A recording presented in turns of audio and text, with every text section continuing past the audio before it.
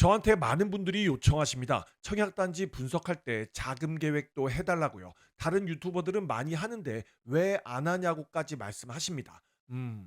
자금 계획만큼은 본인이 알아서 해야 합니다. 본인 소득이 얼마고 자산이 얼마고 금리를 얼마까지 낼 수 있는지 본인이 알아야 합니다. 본인이 공부가 되어 있는지 투자 마인드는 어떤지를 왜 저한테 물어보는지 모르겠어요. 그리고 가장 중요한 건 이 자금 계획에서 요행을 바라면 안 됩니다. 보수적으로 생각하셔야 한다고요. 그래서 저는 자금 계획만큼은 1대1로밖에 안 해드리지만 잠실 르엘은 궁금해하시는 분들이 너무 많아서 준비해 봤습니다. 솔직히 말씀드려서 너무너무 심플합니다. 과거에는 소득마다 대출도 달랐고 전세를 맞춘 애 실거주를 한 애 어쩌고 저쩌고 방법이 많았어요. 그런데 6.27 대책 이후로 아주 심플해졌습니다. 빠르게 볼게요. 자, 지난 잠실레엘 분석 영상에서 다 보여드렸던 분양가 표입니다. 여기서 필요한 부분만 잘라 보겠습니다. 이렇게 됩니다. 최고 분양가로 자금 계획을 짜볼게요. 발코니 확장비에 시스템 에어컨 비용 확인하시면 됩니다. 분양대금 납부 비율은 계약금 20%, 중도금 60%, 잔금 20%. 계약금부터 보도록 할게요. 계약금은 분양가 20%에 발코니 확장비 10%, 시스템 에어컨 비용 10%까지 모두 합쳐서 납부해야 합니다. 총 계약금은 이렇게 됩니다. 정당 계약일인 9월 22에서 24일에 반드시 납부하셔야 해요. 이때 신용대출로 납부해도 되냐고 물어보시는 분들이 많은데요. 당연히 가능합니다. 그런데 신용대출이 있으면 주택담보대출 받을 때 DSR 때문에 한도가 아주 많이 줄어듭니다. 반드시 주담대 받기 전에 모두 상환하셔야 해요. 계약금 어려울 거 없죠. 그럼 다음 중도금을 보도록 할게요. 중도금은 분양가의 60%로 보통 다른 단지는 10%씩 6번 납부하지만 잠실 르엘은 26년 1월 입주로 6개월도 안 남았습니다. 그래서 2회에 걸쳐서 30%씩 납부해야 해요. 다들 아시다시피 중도금은 허그 보증으로 심각한 신용 불량자가 아니라면 거의 대출이 나옵니다. 신용 대출이 있던 상관없어요. 그러니 너무 걱정 안 하셔도 됩니다. 심지어 납부 날짜도 11월 20일, 12월 29일이라 대출 이자도 얼마 안 나올 듯해요. 그런데 많은 분들이 모르시는 게 있는데요. 규제지역 청약에서 중도금 대출은 50%밖에 대출이 안 나옵니다. 10%는 잔압을 해야 해요.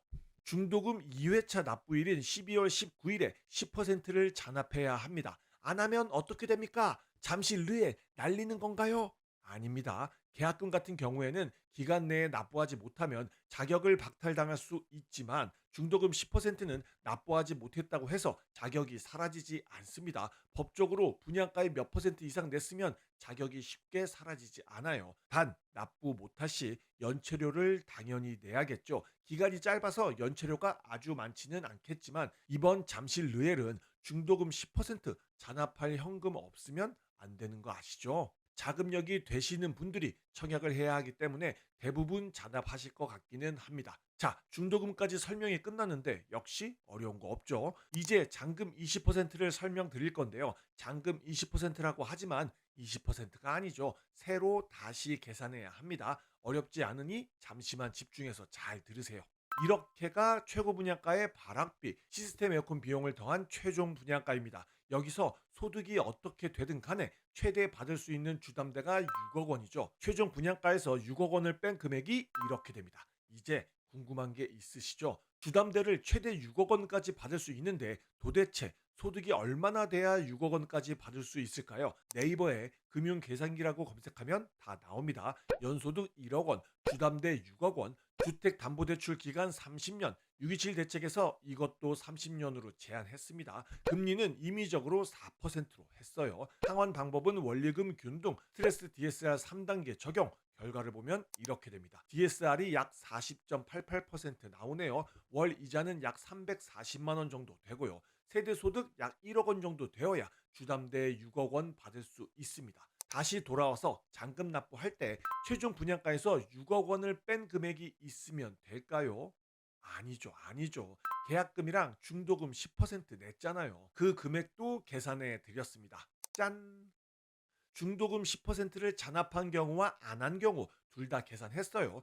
잔금 납부할 때 그러니까 26년 1월에 필요한 돈이 이렇게 됩니다. 뭐 어려운 거 없죠. 솔직히 말씀드려서 입주까지 6개월도 안 남았으니까 소득이 받쳐준다는 전제 하에 이렇게 들고 있어야 청약할 수 있습니다. 제가 설명드린 건 그냥 그 돈을 언제 내느냐만 말씀드린 거예요. 입주 때까지 정말 얼마 안 남았기 때문에 그 사이에 큰 변화가 있기는 쉽지 않을 거예요. 다른 방법 중에 전세 세팅하는 방법이 있긴 한데요. 627 대책 덕분에 이제 세입자가 전세 대출이 안 됩니다. 그래서 솔직히 전세 세팅 비추예요. 이유는 실거주 의무가 있지만 3년 유예라 2 플러스 2가 안 됩니다. 이것도 정상적인 가격을 받을 수 없는데 세입자가 전세 대출을 못 받으니 전세가를 거의 제대로 못 받을 거예요. 실거주 하는 거랑 차이가 거의 안 날 듯 합니다. 자, 지금까지 자금 계획을 해드렸는데요. 솔직히 별거 없죠. 여기서 모르는 내용 있나요?